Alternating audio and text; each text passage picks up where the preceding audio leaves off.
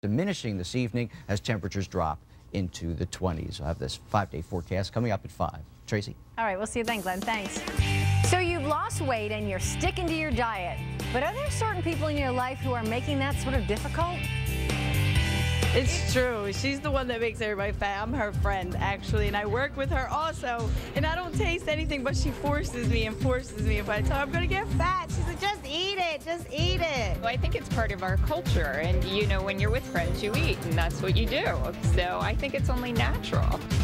Oh, you know who you are, you friends who are making us fat. All that and more. Medical reporter Sherry Bank is here with a surprising look at how some people really sabotage the ones they love. Sherry? Tracy, you're all right. We all know one. The food pusher, the exercise eliminator, the cocktail convincer. They just make you do the opposite of what you want to do to stay thin or to get thin. So are we talking about your worst enemies? No, we're talking about your best friends. They may be just the ones who are sabotaging your diet and making you fat. You've just lost 25 pounds and you're feeling pretty good about yourself. Then your best friends beg you to meet them at Pat's Steaks. Thanks a lot. You've been exercising fast and furiously and it's starting to pay off. You're down almost a whole size. Then your best friends surprise you with a plate of homemade Christmas cookies and they know they're your favorites. Great. I think the biggest problem that friends make you fat is when you're like, oh, I'm going to go to gym, I'm going to go to yoga, I'm going to do this. And they're like, oh, no, just stay. Oh, you can go later. It's me. I'm the friend that sabotages. I'm sorry. You love them, but do they hate you? Are your best friends trying to make you fat? I have a really good friend who tries to sabotage things. Tells me, oh, you would look so much better if you would lose, 10, 15 pounds. And then every time she comes home from vacation, she brings me fudge. I'm out to make her smile. I paid $10 for that fudge.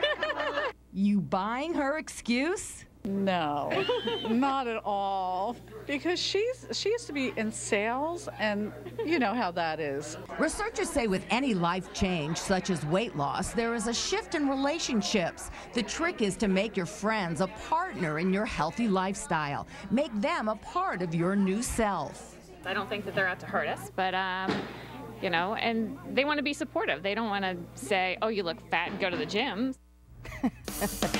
So that's the story. Now here's the more. Joining us is Donna Butler, and her patients call her the food shrink, but what she really is a holistic nutritional counselor. Welcome to All That and More. Glad to have you here. Nice to be here. Why do our friends do this to us? Our friends don't intentionally do this to us. I think they want to be with us. They want to be together. They don't want to see us fat. It's just a matter of a way that they show love. Socially, food is an activity in our culture anymore, and that's where we gather. So if we have the friends who are always dragging us to restaurants when we don't really want to go and eat out, or they're always bringing fattening foods to our house, what do we say to them? I mean, we can say over and over, please don't bring fattening foods, please don't take me to this restaurant, but they don't get it. So what do we do? You have to take your own power and decide what you're going to allow yourself to eat or what you're going to say to them. If they're not listening to you, they're not hearing how important this is to you, then there's tips that you can do for yourself. For example, you can take a plate of cookies, you can take a bite and then just put them aside, go into the kitchen, set them down there. Don't take it at all, and just have healthy foods in your house if they're coming to your home, and eat those. But it's so tempting when you see it. You don't want to be tempted. You don't buy it in your house, so you don't want to see it in your home, or you don't want to go to places where they have those things. Sometimes it's an accident, but sometimes don't they hate that we're getting thin and they're not? Or do they think like we're leaving their group of... Well, you're leaving their comfort zone. You're leaving a comfortability that they have with you, who you are. But the truth is that your weight, your size does not define you, and that you're the same person on the inside.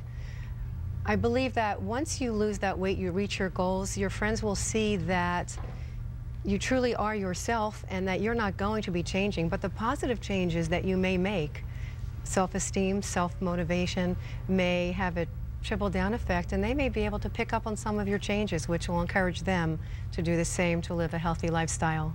And I asked you before we went on camera, how do you keep it in your head, no, I do want to go to the gym, no, I don't want to go out to dinner.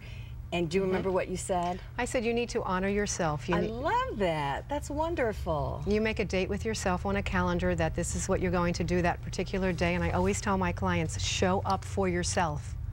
If we had a date, we have a date here now, I'm here, you put your name down, you honor who you are, because you need to keep that connection so that you can reach your goals and be successful. Isn't that wonderful? Donna Butler, thank you so much for joining us on All That and More. Thank you and for remember, having me. everybody, Tracy, you and I, we were going to honor who we are. That too.